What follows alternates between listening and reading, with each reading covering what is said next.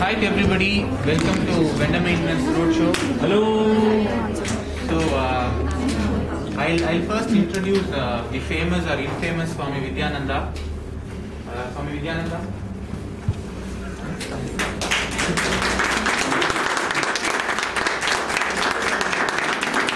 So we have tried to make this vendor maintenance roadshow as informative as possible about the vendor maintenance process, because I think that's the objective of the roadshow. But with some, masala and humor in it, so that you can sit through and enjoy the show. So, Swami, can we see the video now? Video? Not that video. This is a different video about vendor maintenance.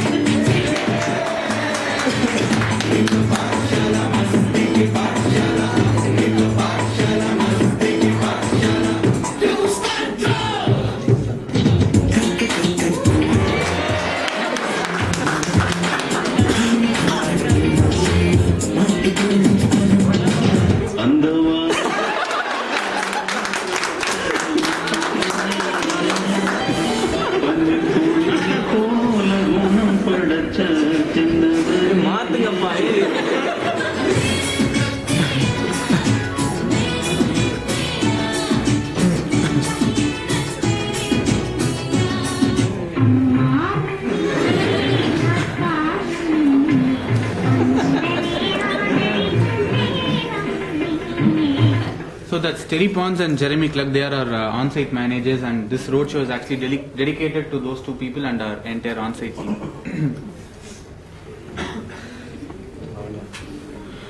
And next we invite Lavanya to take over the process.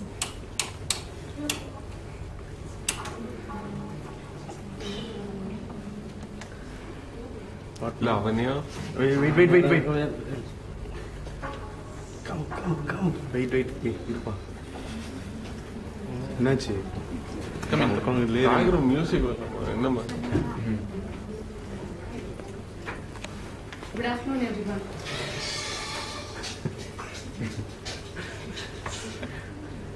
The main motive of this roadshow is to make everyone to understand the other sub-processes present in a project. So I made my level best to prepare this slide to make others know what vendor maintenance activities are. So first, let us see what do you mean by vendor maintenance. Vendor maintenance has its meaning in its name. By the term vendor maintenance, we can understand that it is maintaining vendor details, adding and modifying the vendor details in AP system. So let us now see the activities handled in our team.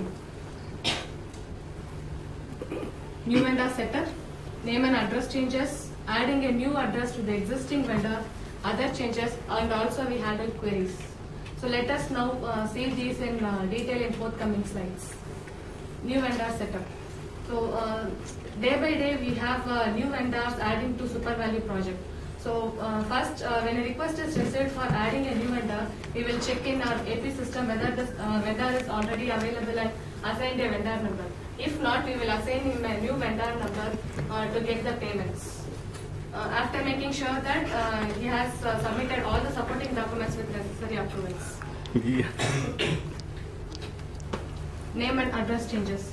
There may be cases where a vendor changes his business name or vendor changes his business unit from one location to another location. So in these cases, we will not create a new number. Instead, we will change the vendor's name and we will change the vendor's address after providing a notarized form by the vendor. Adding a new site. So adding a new site is nothing but adding a new address to the existing vendor. So there may be cases where a vendor can have 2 or more business units. So in these cases, we will not create different vendor numbers for all the addresses we have. We will create a single vendor number and we will add all other addresses to the existing vendor number. Other changes include the changes other than the name and address of the vendor. So some of the other changes are changing the vendor contact information, updating or changing vendor tax details, changing the terms of the vendor, which is the basis of invoice payment, activating and inactivating the vendors, which is for holding and releasing the payments, and changing the correspondence address. Also, we handle queries. We will be receiving a lot of queries to supplier maintenance email box, which include the status of submitted request, vendor number, and also we receive some payment related queries which will be routed to appropriate teams. So we saw the activities which we handle in vendor maintenance. So now, what are all the supporting documents needed to process those activities? So let us be needed. A supplier maintenance form. Supplier maintenance form is needed for a new number which contains a supplier name, supplier address, and it is mainly used for approval, super values, director or above approval. Invoice copy. Invoice copy will be submitted by vendor which will have the correct remit address which will be present in Oracle. W9 form. A W9 form is a form which contains vendor's tax details and duly signed by the vendor. Notarized form. Notarized form is nothing but an address change form. It is used when changing a name and address of a vendor, and which should be notarized. Approval. So as we modify many things in Oracle, without an approval we can't change as required. So we will have necessary approvals from different stakeholders for various processes. So now you can see what are the supporting documents needed for the activities listed over there.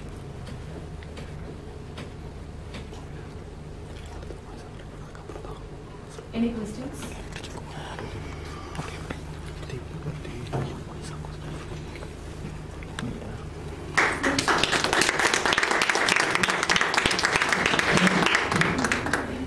You saw the video first, which was dedicated to our on-site customers, and now you can hear the voice of customer, how she feels about the offshore vendor maintenance team.